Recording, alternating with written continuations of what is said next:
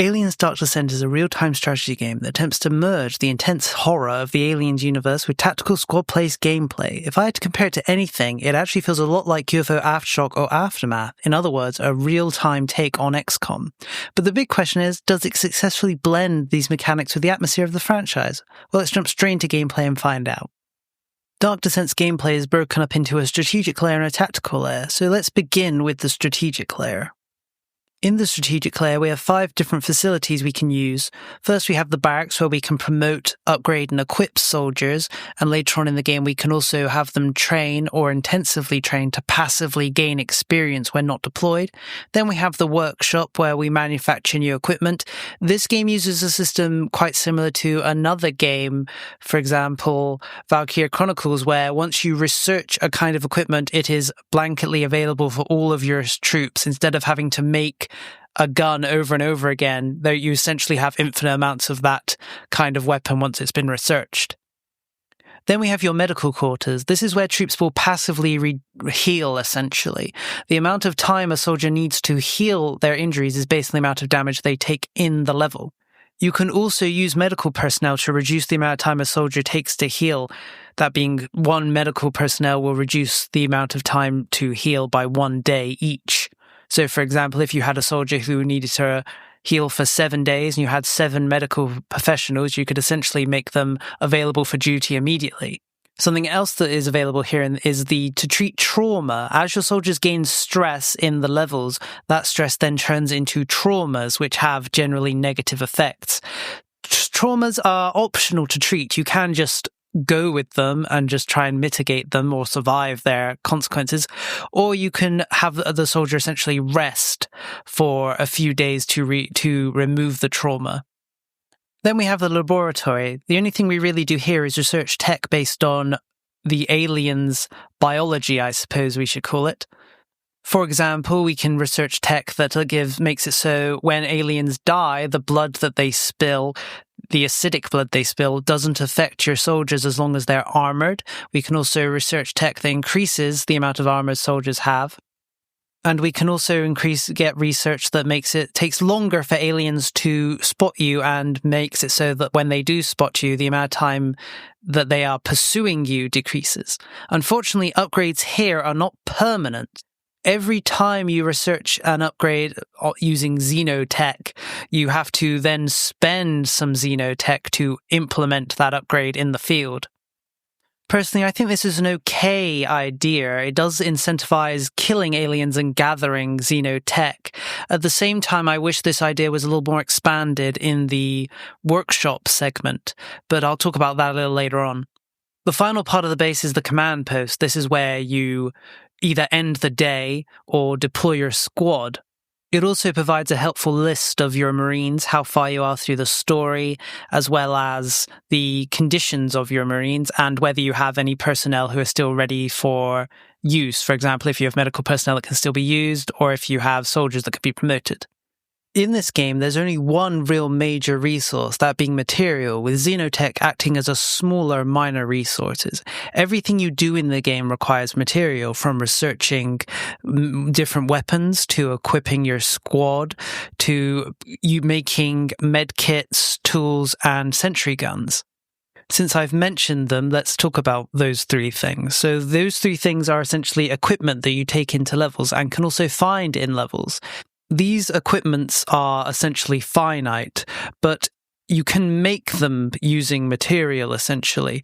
So if you keep up a constant supply of finding them in levels, you can essentially get them for free. But if you run out at any point, you'll have to spend your materials to make them. I found it quite easy in my playthrough to really just stock up on these materials. Towards the end game, I had around 20 to 30 medkits, tools, and around 10 or so sentry guns. So the game does incentivize really looking around and finding these resources that you can then keep using without any cost going forward. But I said these materials are finite, so once you use a med kit or a tool, it's gone permanently.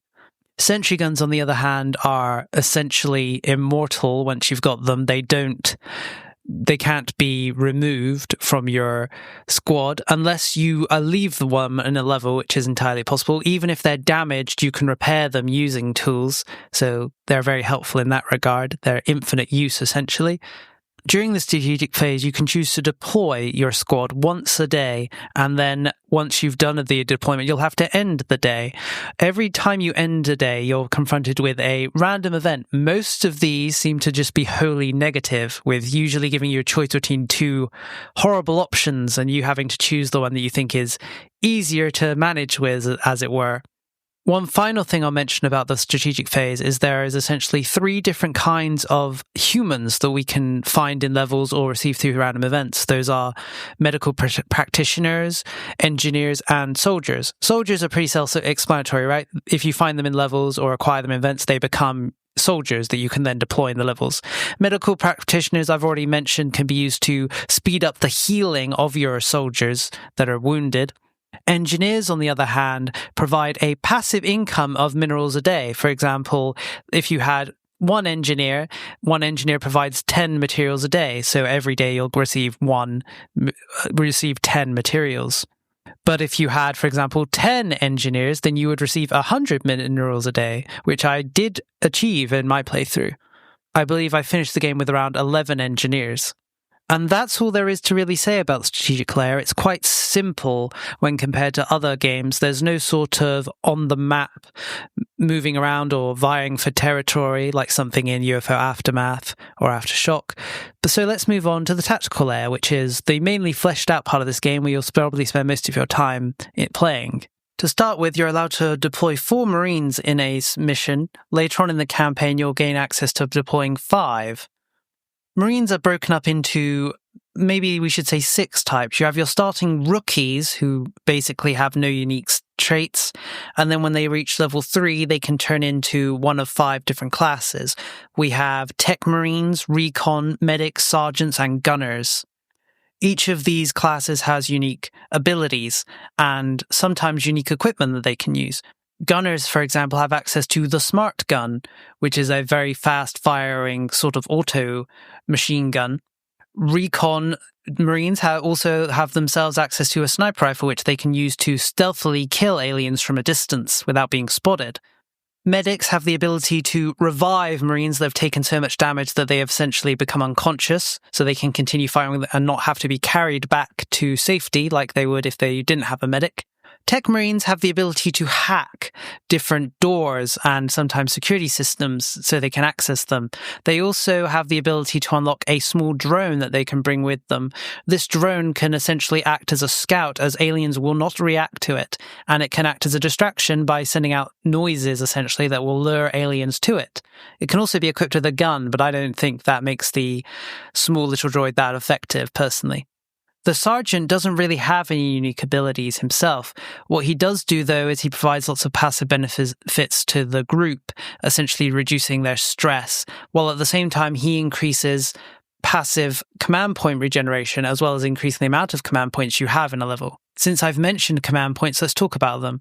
So command points are a sort of constantly regenerating form of passive resource.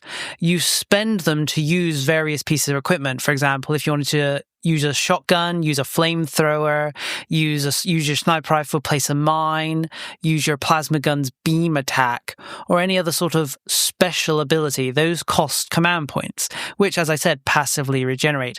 You can also gain some small percentage to command points by killing enemies, which usually means that in a big fight, you'll often rack up the command points very quickly and probably in turn use them very quickly to hold off the enemy using the abilities the command points provide. Even though you are bringing multiple Marines with you into a mission, they act as a one unit, essentially, your squad. I actually was surprised at how well this worked as this sort of decentralized way of playing where everything is kind of not under your control I would think have some problems, but actually worked quite smoothly here. It felt quite nice having all of your units essentially be the same unit that you control and can individually order in a ways. For example, when you find crates and other things that you can scavenge, when you order those things to be scavenged, your Marines essentially split off scavenge whatever they're scavenging and then return to the group, all without you needing to tell them to. One other thing to mention about Marines is as they gain stress in the field, usually from being spotted and having to hold off enemy attacks, that stress will reach tiers where at each tier you unlock a different debuff. For example, some of these debuffs can be quite defibrillating, for example, reducing reload time for your Marine or decreasing their accuracy overall. These debuffs can be very negative. Then when you finish a level with your Marines, that stress then kind of transfers into trauma, which are kind of randomized, permanent debuffs that are in effect constantly for the Marine. There is a way to remove stress in level. For example, there are some rooms that you can seal off by welding the doors shut, and then you can rest inside. This mechanic was quite similar to what we see in Darkest Dungeon, actually, where you rest to reduce stress. So I wouldn't be surprised if that mechanic was almost entirely copied. Welding doors has another benefit, though. If you are spotted by the aliens and you successfully seal yourself in a room, that stops their pursuit of you, which can be very helpful if you're, let's say, not in a good position to hold off a wave of aliens. Although any aliens that have spawned to look for you will stay in the level even after you've successfully escaped their hunt. Now that we've talked enough about Marines, let's talk about the aliens. So you have a few different types of aliens. We have our default drones that you'll see for the majority of the game. These guys tend to wander the halls, they hide in vents to ambush you, they randomly knock down doors, and are generally just a massive nuisance. Aliens have very good vision and will easily spot your Marines if they don't hide behind things and put things between them and the aliens to cut off their vision. Despite not really having eyes, aliens are very good, as I said, at detecting you. And once an alien does detect you, you essentially enter the hunt phase, where all aliens on the map will essentially converge on the point where you were spotted. You can essentially exploit this in some ways by running away, essentially, from where you were originally spotted, and the aliens will all stream to that location, which you might not be in anymore if you're able to put enough distance between you and the enemy. But if another alien does spot you while in the hunt phase will essentially continue with all aliens converging on that new point where you've been spotted. You have to wait a certain amount of time, or as I mentioned before, weld off a door to secure yourself to end a hunt, in which case the aliens will return to their more passive patrolling behaviors. The different types of aliens are all pretty similar to your normal type. We have these sort of bipedal, fast-moving but weaker aliens. Then we have these larger crushers who have a lot of health but are slow and can charge. Then we have Praetorians, who are more intelligent aliens and much bigger with more health, who can summon aliens essentially to themselves and actually behave more tactically. If they take a lot of damage, Praetorians tend to retreat. Then we have Warriors, who are just an upgraded version of the drones, essentially, who can jump attack instead of just charging. And we, of course, have facehuggers. They live in their eggs, and when your soldiers get close, they will burst out and attack them. If a facehugger successfully latches onto one of your Marines, that Marine is essentially dead, unless you have the research which allows you to extract the premature alien from inside the soldier. Facehuggers are definitely a major threat. As I said, they can simply just kill your soldiers outright unless you've got the correct equipment to deal with them. There are two other kinds of aliens to talk about. I won't mention one of them because it's a story spoiler, but I will talk about the other one, and that's the humble queen, as I'm sure you're aware. Every nest will have a queen who is responsible for creating the nests. She's usually a sort of boss in every level. All the time, killing the queen is not required. It's an optional objective, and killing them often provides some new alien research to produce a new form of equipment to fight the aliens.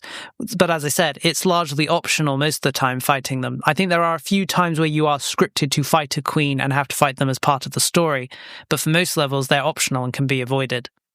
Queens are kind of a combination of alien classes. They can summon warriors to them like a Praetorian, they can charge like a Crusher, and are slow like a Crusher. They also are usually surrounded by alien eggs, which usually means they'll have a squad of facehuggers to support them.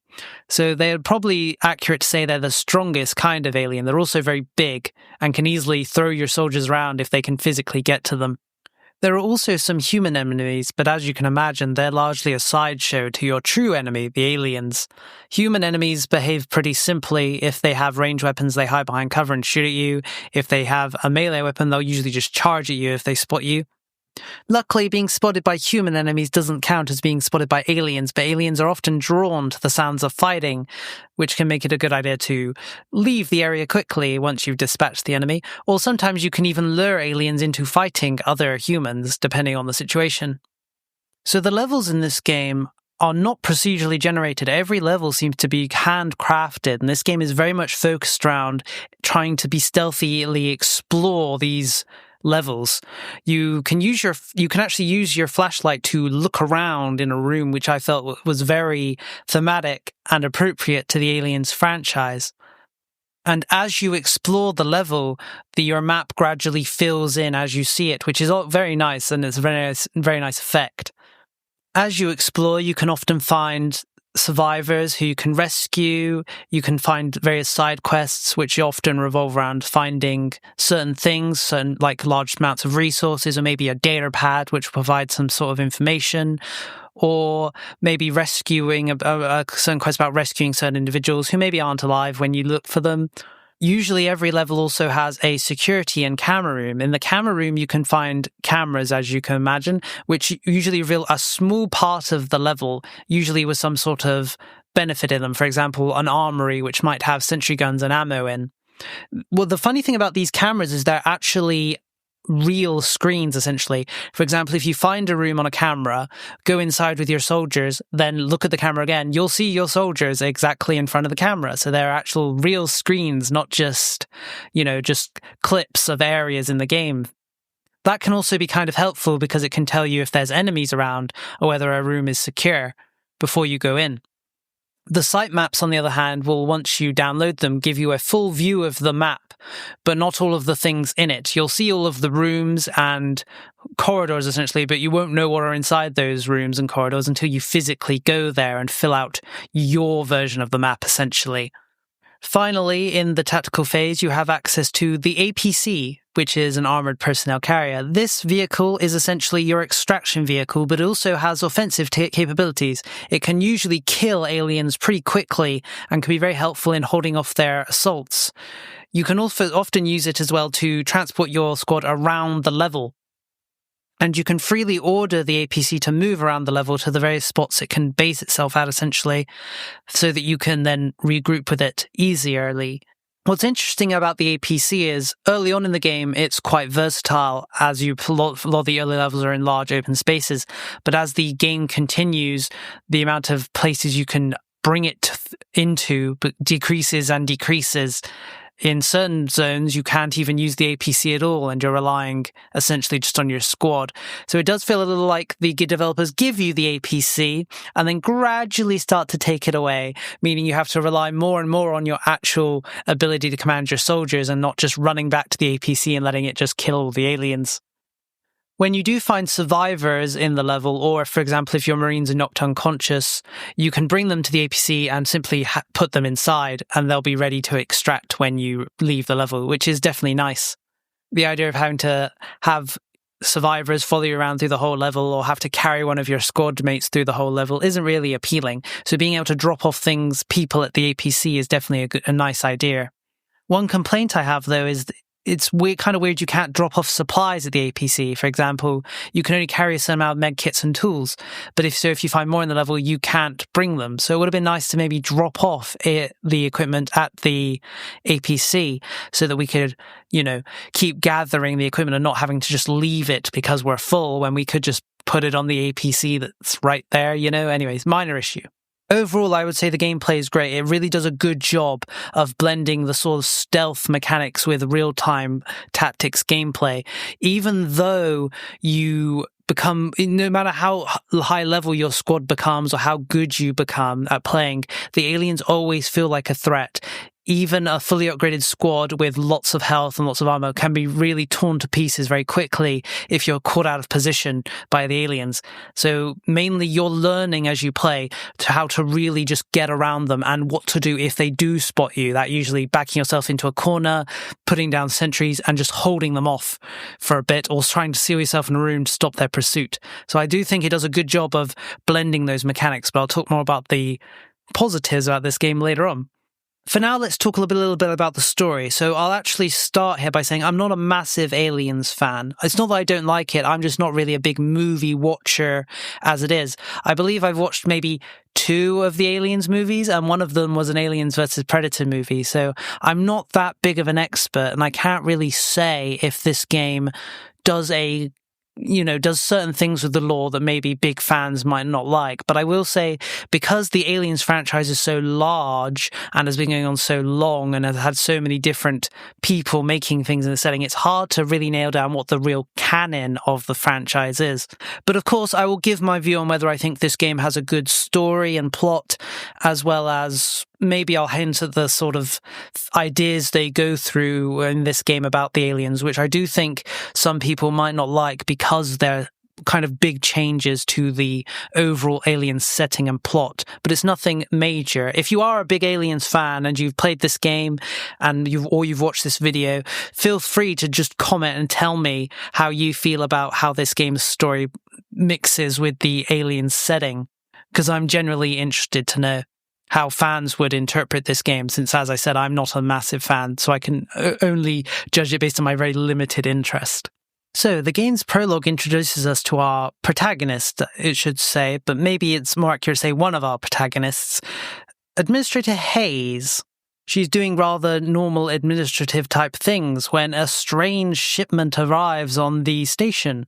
And so she goes to check the security cameras which show the station, and we see this. Welcome, Administrator Hayes.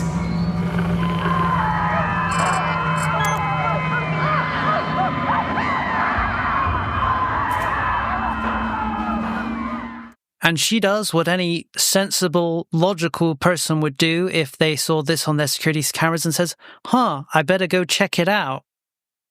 What the hell's going on down there? I'll have to take a closer look. As I'm sure you can imagine, things only go from bad to worse once Hayes has actually seen the situation. This prologue is essentially a tutorial, but you can actually die in it, which I definitely appreciate. As Hayes comes to understand the true gravity of the situation, she decides to activate the Cerberus protocol, which will essentially destroy any ships that are attempting to leave the planet. This results in 2 civilian vessels, one that she believes was carrying aliens on it, and another one that's just there being destroyed and killing everyone on board. The missiles also shoot at the military vessel, the Otago, and force it to essentially go and land on the planet's surface. After that, Hayes is going to get eaten by an alien, but then she's rescued by some Marines from the Otago who've come to investigate. Hayes is then rescued by the Marines, brought on board their smaller ship, which thankfully is so small that the anti-ship guns don't register it as a vessel capable of leaving the system, so don't fire on it. And they fly down to the Otago, which has crash-landed on the planet. And that's the end of the prologue and the beginning of the game.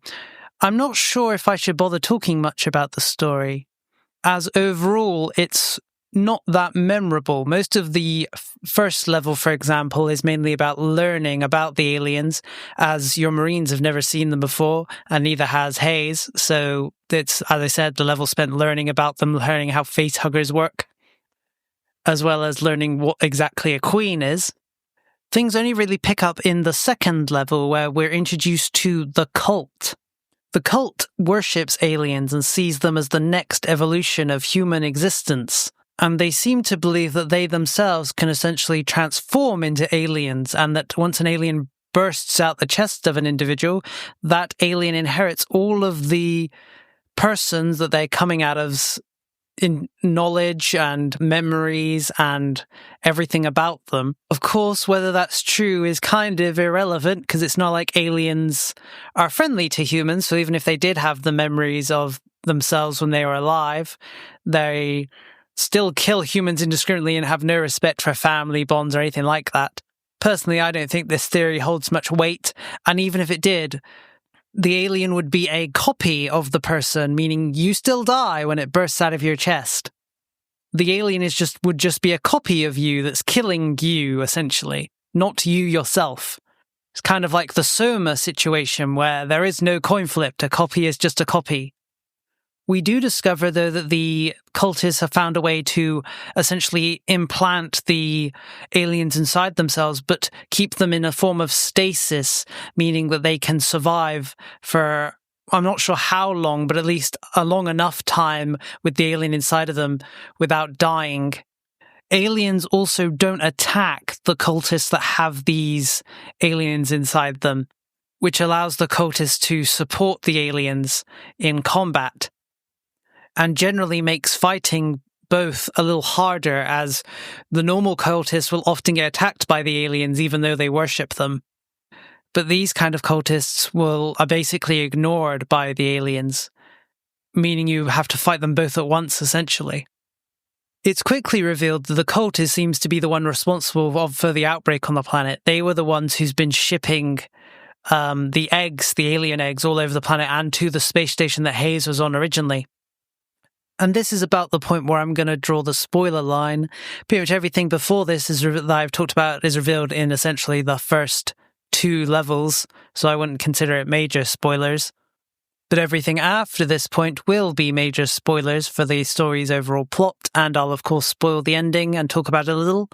So if you have, maybe if you want to play this game yourself, or you're interested in doing your own research into it, I guess, then stop watching the video here or skip ahead later to my later segments where I won't talk about story spoilers at all.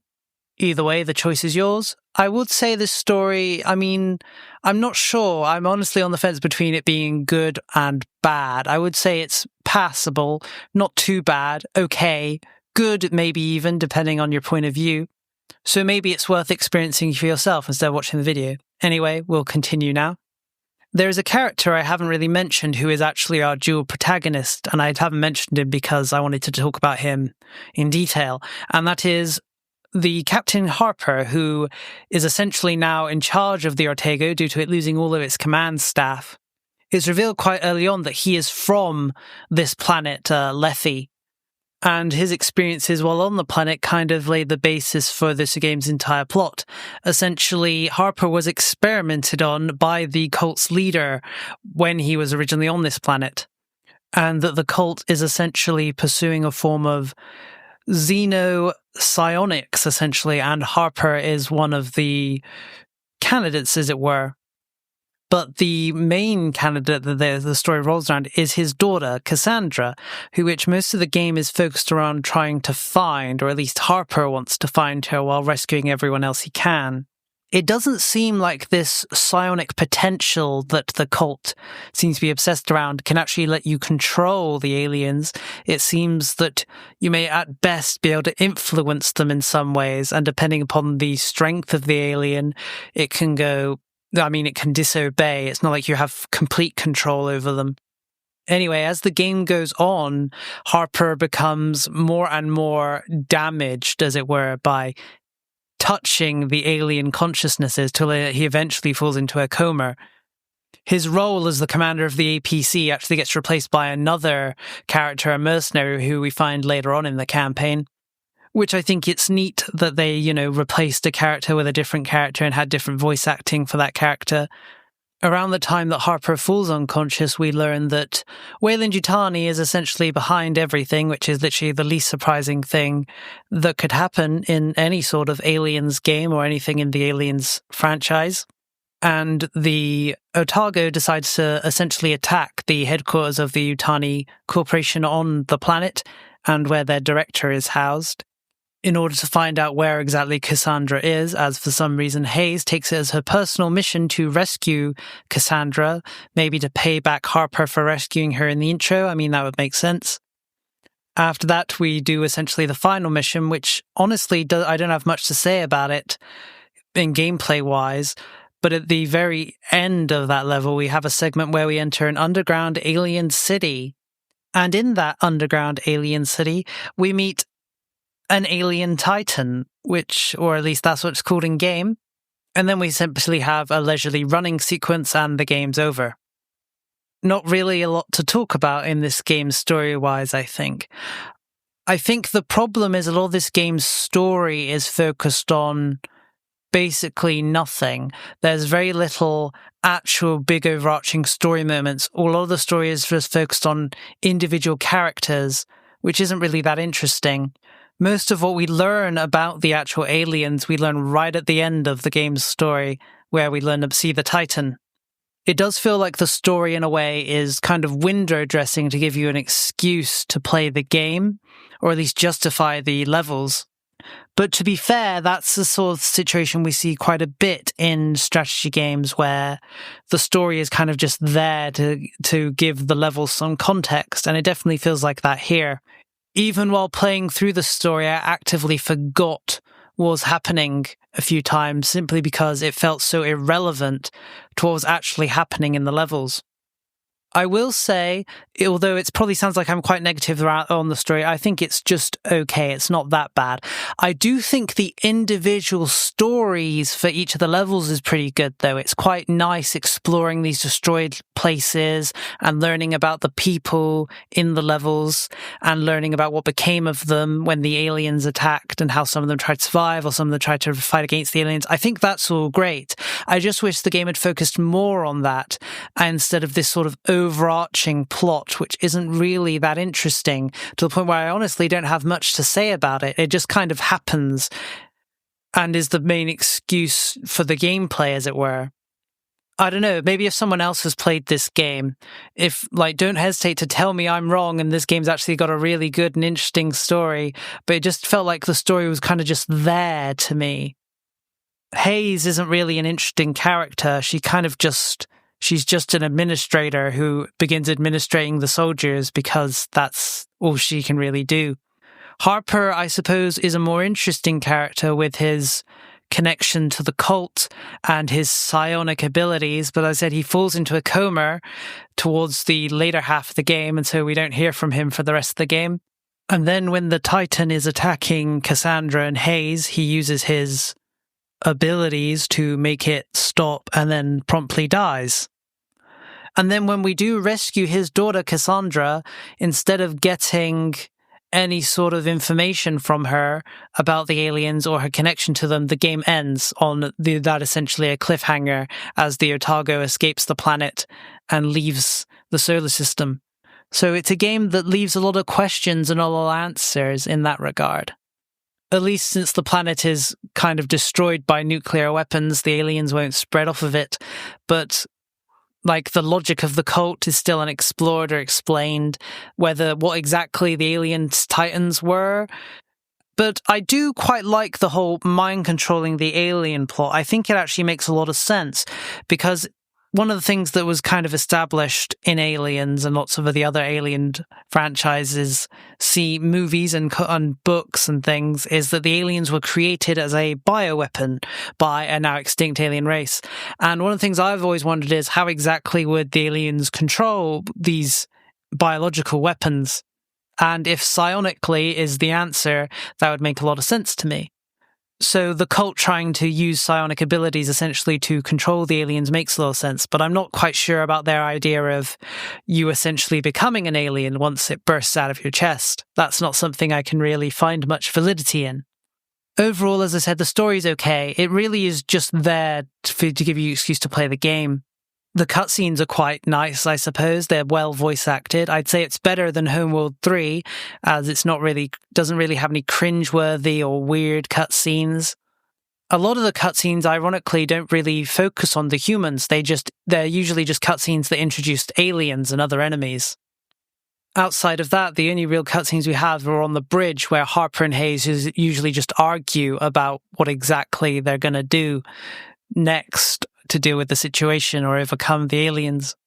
Honestly, the story's pretty forgettable. I wouldn't be surprised if I forget it over the next few days after making this video. But what will stay with me is the gameplay. As I said, the story fails on the kind of the cutscene sections, but the more level-focused gameplay and the story that kind of forms around playing the levels is a lot more memorable and good in my view.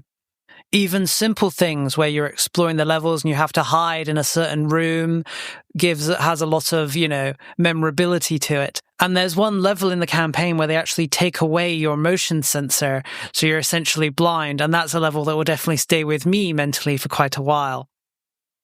All right, now that we've talked about the story, let's talk about the things I liked about this game, of which there are quite a few.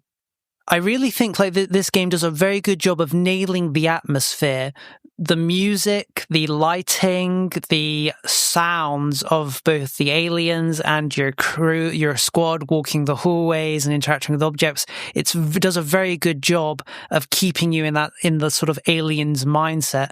I also feel like the game has a good constant feeling of tension because, even though you've got guns, even though you've got weapons, even though you can kill the aliens, they can still really tear you to pieces if you're caught out of position.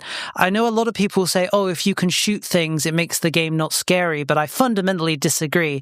In reality, it's the games where you can't shoot the enemy and dying to them just puts you back at another checkpoint that aren't that scary.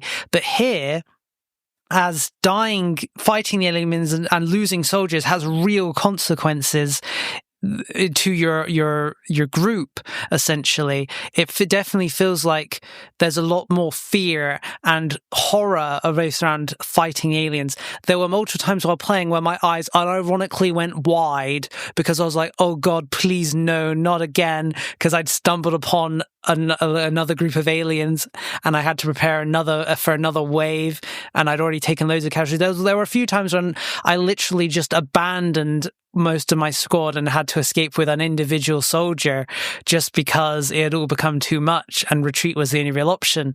So I think the game really manages to keep the difficulty high enough that it makes the game actually feel quite scary, I should say. Overall, I would say the gameplay really does feel like it's almost perfect in what exactly the developers had intended, a horrifying squad-based alien strategy game. I'm not really sure what I would do to improve it, honestly. There are a few things I'll mention in my negative sections that I think can be improved, but the core gameplay, it's hard for me to really think what exactly I would change or improve about it to make it better. Playing this game actually made me want a dinosaur-like game, kind of like Dino Crisis that's set in this, but with, velociraptors, T-Rexes, and other stuff. It's kind of weird to think that, but that's kind of, the aliens are already kind of dinosaur-like, so it's what I thought of while playing this game. Honestly, maybe just more levels, more aliens, more different types of aliens, more different kinds of soldiers and different situations. That's honestly my main feeling coming away from the game. I kind of just wanted more. Another thing the game does really well is the idea of introducing mechanics which make the game easier and then taking them away at key moments. Like, for example, your APC, which you'll come to rely on quite early on because it just kills aliens really well. And then in some levels, they just take it away. And even the lights in the building, sometimes the power generators break down and the lights will go off and you're only relying on your flimsy torches is another good example. Or the one section where they take away your motion tracker and you actually have to rely on your own senses to know when the aliens are around. Those are all good uses of horror, I think, where they get you used to certain mechanics that make the game more easy and understandable, and then they just take them away and you have to deal with that now absent of a mechanic that you relied upon previously, which I think is a really good way of nailing horror in this sort of setting. Now, I'm going to talk a little bit about negatives. There aren't that many of them, honestly, outside of... I didn't really enjoy the story, but that's a very minor negative, mainly based on me. I think other people would enjoy it. There were a few bugs in the game. Most of them didn't matter that much. Like, for some example, if you snipe the eggs that face chesters hide in, then if you approach the egg acts as if it's going to attack you and opens, but there's no chest burster inside because he's dead. That's a very minor bug, but it was noticeable. I did encounter quite a bad situation at one point. I was trapped in a room and I physically couldn't leave, and I tried everything to escape. I tried shooting the door with a rocket launcher. I tried setting fire to the door. I tried luring aliens to me so that they would enter the room, and I hoped that them attacking my soldiers would let me escape, but no, that didn't help.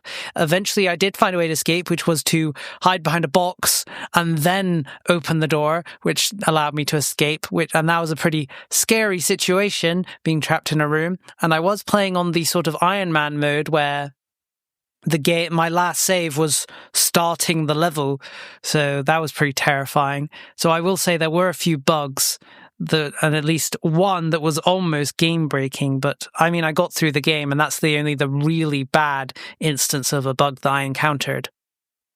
Another thing I'll mention I didn't really like is minerals. So Xenotech, I mentioned you could, every time you want to use a Xeno ability, you have to constantly spend Xenotech to use them, which I think is quite a good system as it encourages you to keep getting the resource. But minerals, on the other hand, it kind of feels like they serve no purpose after a certain point because you've researched all of the different weapons, you've upgraded all your marines, and there's nothing to do with minerals. I would have liked a similar situation where you could spend them on temporary buffs. I mean, that's what you're supposed to do to buy sentry guns, medkits, and tools, but I just had so much abundance of these things because I just accumulated them in the levels that I didn't really need to spend them. So I finished the game with around 500 minerals that I couldn't spend on anything. So a situation like the Xenotech where you could spend them on temporary buffs would have been nice, I think. Even something minor like bringing more ammo in the level with you in exchange for minerals would have been neat. Since I mentioned weapons, I'll say that it does feel like you run out of weapons fairly quickly in the game. There are essentially 4 kinds of primary weapon. Your starting assault rifle, a better version without a grenade launcher, the smart gun, and then a plasma gun, and that's it. It does feel like you'll have access to all of the guns probably around halfway through the game, and there's still much more of the game left to go, which kind of increases the problem of, minerals not serving a purpose because there's nothing to use them for because as you've already got all the weapons and items. So I feel like just having more weapons, maybe some different equipment that could be gotten to give you an excuse to spend the minerals would have been nice as well. One other thing I'll mention, which might be a turn-off for a lot of people, is this game does have a doom timer, as it were, similar to XCOM 2, though this timer only triggers around halfway through the game after a certain mission. And you can turn it off when you start the game. When you start the game, you're given a difficulty screen and you're free to turn off the timer if that's something you can't stand. The timer only applies for the days passing. You could spend like 100 hours in a level and that's not going to impact the timer at all. But when you end a day, the timer will of course tick down. So it's rather lenient in that regard. Personally, I finished the game with 10 days to spare on the timer and I didn't feel overly pressed on it, but that's something to keep in mind if you're sort of person who really hates like timed missions and stuff like that in these sort of games, and I'm aware people are resistant to them after XCOM 2. One other thing that's really a minor negative is there's no way to acquire marines outside of finding them in levels or random events where you get them, which, it's not a big deal, but if you're sort of a person who's going to lose a lot of marines, it does feel like you'll eventually reach a point where you don't have any marines left. But I mean, I lost, around 6-7 marines over the course of my playthrough, and I still had like 12 left, so it wasn't that big of a problem.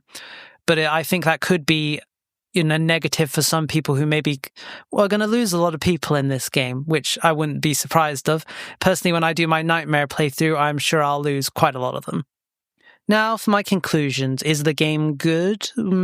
I would say, yeah, I'd say it's a good game. I would say it's a little limited on its replayability, mainly due to the fact that the levels are handcrafted, but I did enjoy exploring those handcrafted levels, and I think I'll enjoy exploring them again. Overall, the game took me around 23 hours to complete, and as I've said, I'm definitely going to play again, probably on New Game Plus on Nightmare difficulty, just to really see how difficult the game can become. Which, I might leave that playthrough maybe later in the year, maybe around Halloween. It sounds appropriate, right? This game is available for £35 or $40, which is a little steep for me for what's here. Probably better around half that price if you asked me. This game is available on Epic or the Microsoft Store or Steam, of course. I believe it's also on Game Pass if you wanted to acquire it there. Unfortunately, there's no GOG version at this time. Although currently, for this month, there is a deal on Humble Bundle where you can get this game and 7 others for £9 or $12 as part of the Humble Choice. That is how I acquired this game. This video is not sponsored, but I do think that is a good deal if you're interested in acquiring this game, and those other ones, of course. So if you are, feel free to look at that. As I said, I'm not sponsored, so it doesn't matter to me if you buy it or not. I'm just trying to recommend a good deal that is available. Thank you for watching my video. I know I said my next video before this one would be a return to a chaotic galaxy, but it ended up being this game instead. And this game is somewhat chaotic, so I guess it applies. But I suppose that just further proves that I can't be trusted. Anyway, my next video will almost definitely be Chaos Galaxy. Thank you for watching, and see you next time.